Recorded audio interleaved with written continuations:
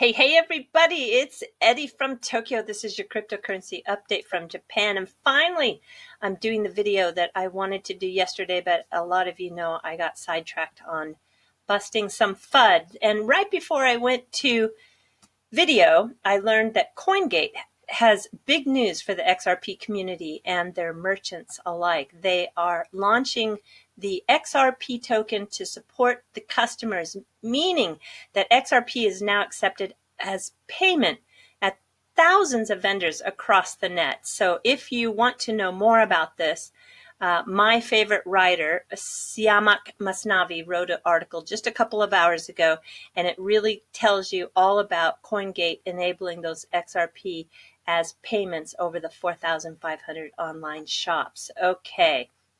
And Alex Cobb, you asked me a couple of days ago to help out the community, and I'm getting to it now. I'm sorry that I'm a little late.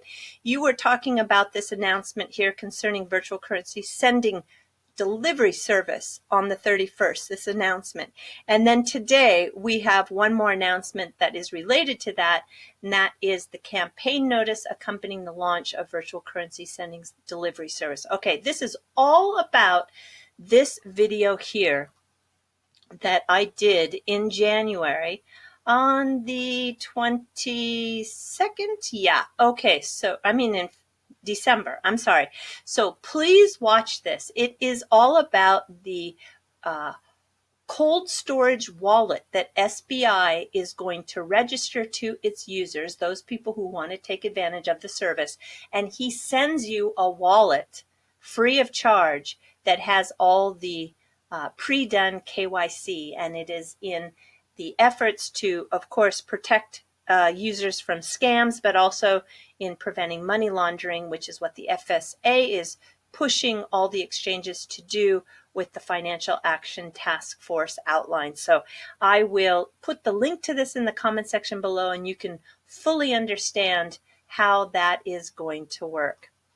This is what I really want to talk about. This is the 1 hour and 34 minutes where Mr. Kitao talks about the 252 companies that he now has.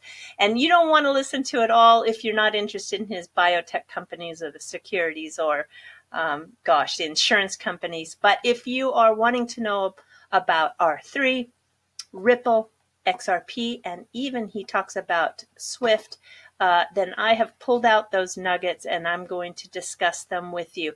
I'll put the link, though, to the entire English translated talk in the comment section as well. And Matty Greenspan, I actually agree with him wholeheartedly, which is unusual. And he says he's got a different tune now. He says that R3, Ripple, Swift over the last 2 years have been battling for market share. But there is a growing interoperable network occurring among the major players. And Ripple is gaining stature within this network. And he is so right. If we take a look at this quick graphic, I will do it very fast, but I think it's going to make sense and you'll see, oh my gosh, it really is starting to mesh together and be connected. So back in July, SBI Holdings launched SBIVC Trade. It's an in-kind trading exchange site and it's very XRP centric. And then in September, this was on the 10th, this was a real celebration day. This is when Ripple and R3 agreed to end their court battle over the 5 billion XRP tokens. It was a year-long saga, and Mr. Kitao of SBI was really behind the scenes, truly pushing the two of them to come to a resolution. Now, the terms of this agreement will remain confidential. That is not surprising, because they were able to exercise a price of 0.0085 of XRP before 2020. And in addition, which some people just don't cover, but in that agreement also, and you can check it out, just go to Forbes, you can read it there, 15% of the revenue that Ripple was going to have in all future banking relationships was also going to be shared with R3. Now, the important thing to know that in coming up with an agreement, they probably don't have all 5 billion tokens. I don't know. This is just my guess. And probably that 15% was renegotiated. So I think what's important, and the details of the agreement are not important. The important part is that they came to an agreement, and now with SBI behind them, because SBI has 60% stake in the SBI Ripple Asia, and with the new agreement with R3, he has a 60% stake within the R3 SBI Japan joint venture. So now everybody can work together. So it's not personal, it's just business, right? So let's get on with business and let's make money. On December 5th, we learned that R3 put XRP embedded into Corda Settler. And that just, look, it's starting to weave this story. And then January 29th, SBI officially created that joint venture with R3. And then we have now to where we are. The purpose of this video was January 31st, the results for Q3 came out of SBI, and you can really see it's clear now by what Mr. Kitao says. There is a huge movement forward by combining the strength of XRP, R3, Ripple with Corda and MoneyTap, not just in Japan, but through the consortium and all of Asia. Okay, let me continue. All right, we are looking at the 156 pages that are making up the financial results for the end of December 31st, 2018. And it's quite, wow, it's quite amazing. They had really record results, record high results in revenue, profit before tax, 24% up. Profit for the period and profit for the owners of the company. They've gone very deep into wallets and security. They are planning to sell these globally, and they have financial institutions in mind. And then when you look here, look at these websites. They're grabbing my content, but I guess that's okay. For the purpose of, I guess, getting the information out. And it's just kind of overlaying on top of their website. But anyway, I talked about the sneak preview of the MoneyTap, which Mr. Kitao, when he talks, it's very easy to tell what is kind of like routine talk that he feels like he has to talk about. And then there's things that he talks about where the passion in his voice comes out. And when he talks about MoneyTap, there is passion. He says MoneyTap is excellent. And we just got a little tweet from Mr. Okita as a sneak preview back on September 12th. And now here we are in it, you know, in terms of how far it's come from the sneak preview to how it's going to roll out with XRP. It's just amazing to me. So it's going to use the DLT technology by Ripple, and if you know XRP is going to be used, and it creates low cost remittances instantly. And this is a really great app because you can do it with just a phone number. And he sees that from the just 3 banks that are using it right now, his plan is to quickly, swiftly, he uses the word swiftly, roll it out to the consortium of banks, and then he has the opportunity, he says, to go global with it. He says that the globalization is happening with Ripple, so he sees that this application can also go global. All right, and then, wow, this next statement was big. He says, for me, I think XRP will surpass Bitcoin on a market cap basis. He says this at the 1 hour, 13-minute mark, in case you want to go back and find it and hear it for your own ears. That's what I believe, and that's what I think will happen, he said. And for FX remittance functions to be added as well. Do you have any idea how big that is? The FX market is gigantic. It totally dwarfs the global remittances, which, by the way, is just what, 5 trillion a day? You should see the numbers for FX. Well, he believes that using the XRP is going to provide a better convenience. And I was just like getting jawed down with the information that he now goes on to talk about. And that is, how do I want to do this? Do I want to go? I have some notes that I wrote down. Yeah. So, okay. So I'm still on the MoneyTap. This is, I think, the biggest thing. I haven't heard anybody talk about this. He goes on to say at the minute 14 mark that he wants to create, with the Japan Bank Consortium, he wants to convert into a new company. This guy has vision. That's what he's hoping to do. And he thinks that MoneyTap should be the name of the new company because he has the copyright and it's trademarked. So, wow. I mean, you can take those 61 banks and create one company. That's powerful. Really powerful. Okay. Then he goes on to talk about R3. And R3, of course, he formed that joint venture where he has a 60% stake.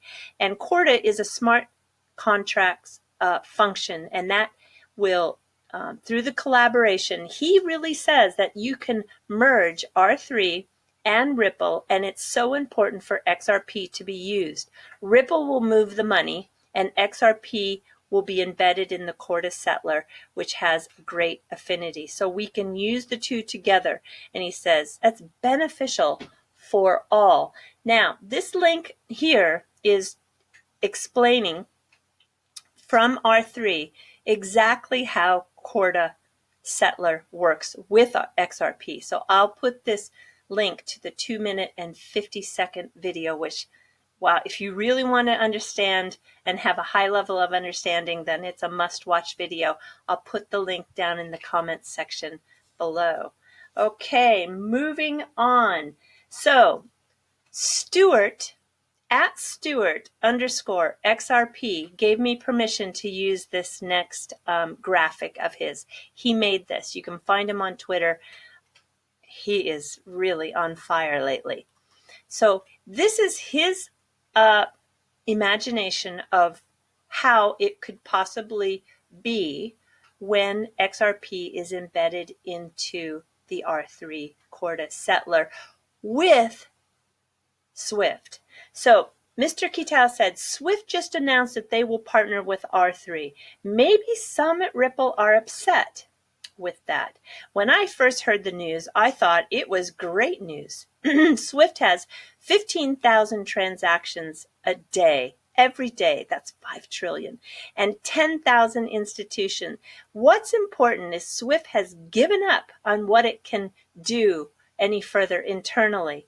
And so they are reaching out to Corda. And I think this is how he sees it. And I think that Stuart_XRP is probably right. So the banks will have this option 1, and they will use the Swift GPI. I don't know, maybe for just their domestic transfers, but they will also have this option 2, which will use XRP.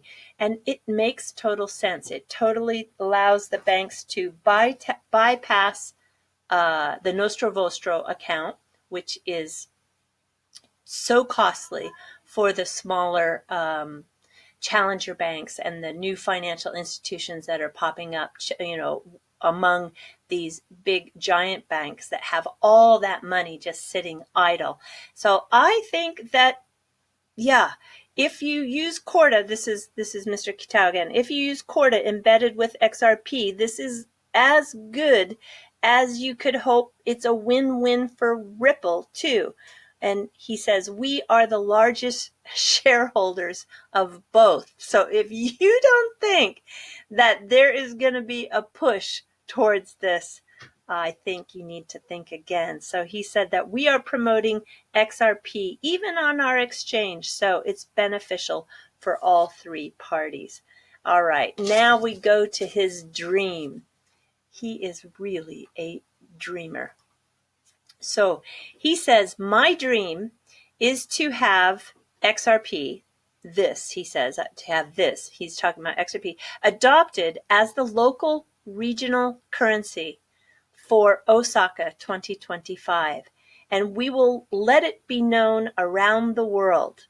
And he says that if those visitors, which, gosh, they said it was 300 million in the talk. I just can't believe that's the number, but that maybe that is the projections. I'm not sure. So if those visitors use this in Japan, they will have a great experience and they will use it around the world as well. So that is Mr. Kitao. Okay, yeah, I have to show you something. Pikachu, which is of course the Pokemon character, is one of the official characters for Osaka 2025. I think it's just great. He is in a Matsuri outfit, which is a festival outfit, and he has his what's called, it's not a kimono, it's called a happy coat, and then he has his little tenugui twisted around his head because he's carrying the heavy mikoshi, which is a portable shrine, which is done through the many neighborhoods throughout Japan in the summertime. Anyway, I think this character is great. And I think Hello Kitty is also another character. So I think, yeah, we did it. We did it. I'm going into the fluff. If you are new to the channel, I talk about some Japanese culture that somehow, some way, I get it to fit in to this cryptocurrency world. And today, it is all about Gundam. Why? Because Gundam is a mobile suit that has an operator inside. And I thought to myself, well, this is Mr. Kitao. He's inside the Gundam suit and he is working to battle all the people around him that are getting in his way. So Gundam is the longest running animation in Japan. Actually, it started in 1979 on TV. In 2014, it came to the point where it generates $18 billion per year in retail sales and hobby items. Can you imagine? And here you can see this is the actual life-size Gundam that sometimes it's in Tokyo, sometimes it's in Shizuoka. I don't know where it is right now because I don't think it's in Tokyo right now, but it just pops up. And when it does pop up, it stands 20 meters high or 65 feet. So it's life size. It's the mobile suit. When it first came to Tokyo, 4.5 million people visited the first month. You give you an idea how popular it is. It shoots smoke and it shoots lasers, and its arms and heads move. So if you come to Japan, try to find out where Gundam is. I think you'll have a lot of fun. I have seen it a couple of times. All right, everybody, that's it. That's all I have for you today. Do take care. Sayonara for now. Bye-bye.